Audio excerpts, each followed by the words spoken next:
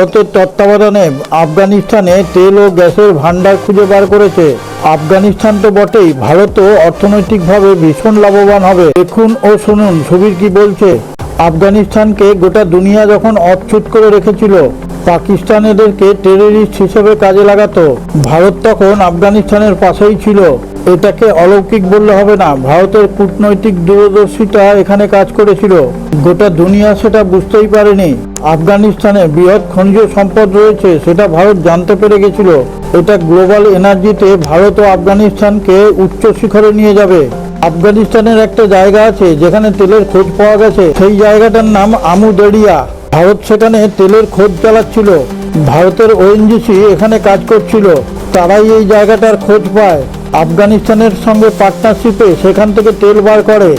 এইখানকার soil test করে দেখতে পায় এখানে প্রচুর পরিমাণে তেল ও গ্যাস রয়েছে। তারপরেই শুরু হয় এখান থেকে তেলের খনন। এখন যেটা জানা যাচ্ছে, এখানে তেলের খনন কাজ সম্পূর্ণ হলে ভারতকে আর আরাবিয়ান কান্ট্রিগুলোর কাছ থেকে তেল নেওয়ার দরকার হবে না। এর সম্পূর্ণ বিবরণে যাওয়ার আগে আপনার কাছে একটা ছোট্ট অনুরোধ, আপনি যদি এখনো আমাদের এই চ্যানেলটিকে সাবস্ক্রাইব করে না থাকেন, এখনই সাবস্ক্রাইব করে পাশে থাকা নোটিফিকেশন বেলটি ছুঁয়ে অলে টাচ করে দিন।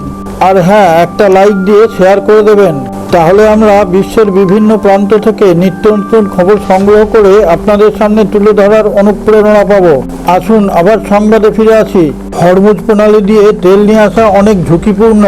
এইরকম পরিস্থিতিতে ভারত একটা বিকল্প জায়গার খোঁজ করছিল, সেটা যেন কাছাকাছি হয় এবং তাদেরকে ভরসা করা যায়। সেই মুহূর্তে আফগানিস্তানে এই তেলের খোঁজ পাওয়া যায়, কাউকে কিছু না জানিয়ে তালিবানের সঙ্গে যোগসাজশ করে।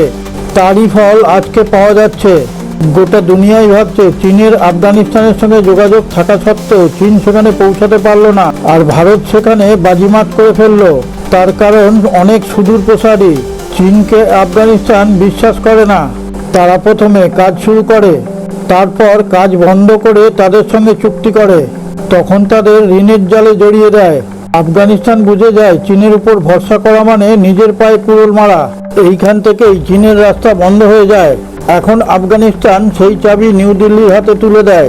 আফগানিস্তান বুঝতে পারে তাদের দুঃসময়ে ভারত কিভাবে তাদের পাশে দাঁড়িয়েছে।